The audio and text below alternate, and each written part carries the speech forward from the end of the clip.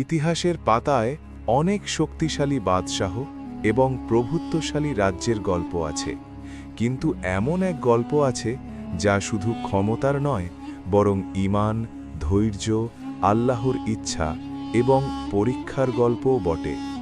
আজ আমরা জানব সেই বিস্ময়কর কাহিনী, সুলাইমান আলাইহিস সালাম এবং তার আংটির রহস্য।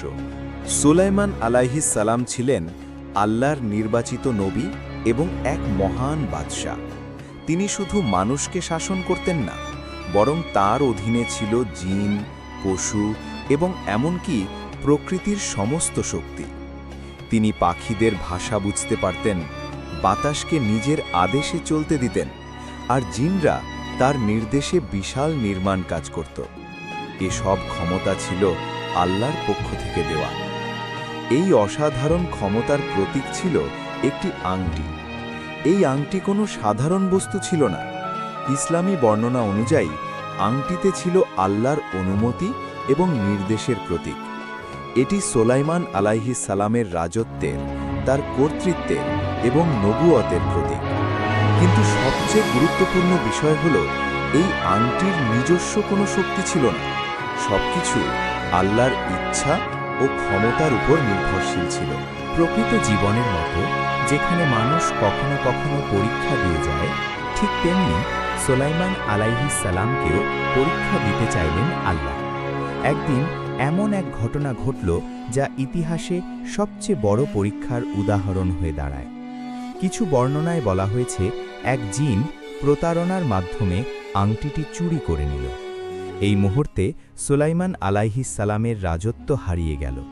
যে শক্তি তার অধীনে ছিল তা আর তার ছিল না।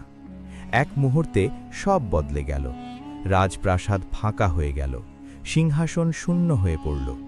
যে মানুষ একসময় সিংহাসনে বসে আল্লাহ প্রদত্ত ক্ষমতা ব্যবহার করতেন, তিনি হঠাৎ করেই সাধারণ মানুষের মতো হয়ে গেলেন। কোনো সিংহাসন, কোনো বাহিনী, কোনো রাজকীয় সম্মান কিছুই তার ছিল না। তদুপরি যে জিন আংটিটি দখল করেছিল, সে সুলাইমান আলাইহিস সালামের রূপ ধারণ করে সিংহাসনে বসে পড়ল। রাজ্য অরাজক হয়ে উঠল, অশান্তি ছড়িয়ে পড়ল, অবিচার বাড়তে লাগল।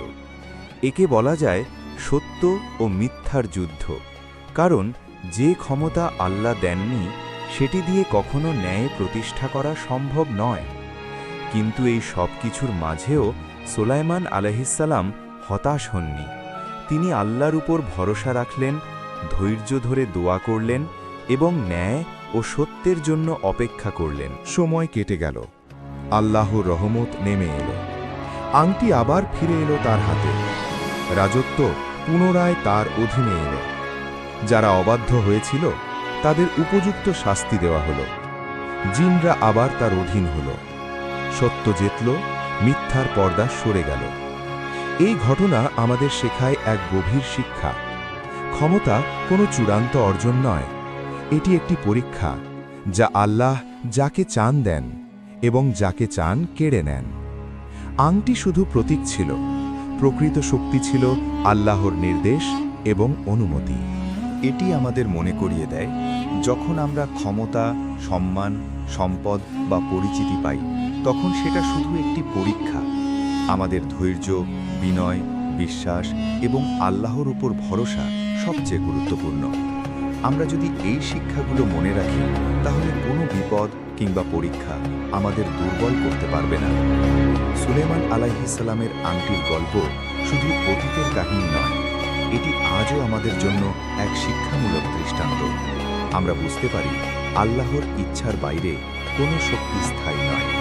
ধৈর্য ও তাওয়াক্কুলই একজন সত্যিকারের মুমিনের পরিচয়। আল্লাহ আমাদের সবাইকে এই শিক্ষা গ্রহণ করার তৌফিক দান করুন। ধৈর্য, বিনয় এবং সঠিক বিশ্বাসে চলার তৌফিক দিন। আল্লাহ আমাদের পথ দেখান, যেন আমরা জীবনের পরীক্ষাগুলো সহিষ্ণুতা এবং ঈমানের সঙ্গে পার করতে পারি। আমিন।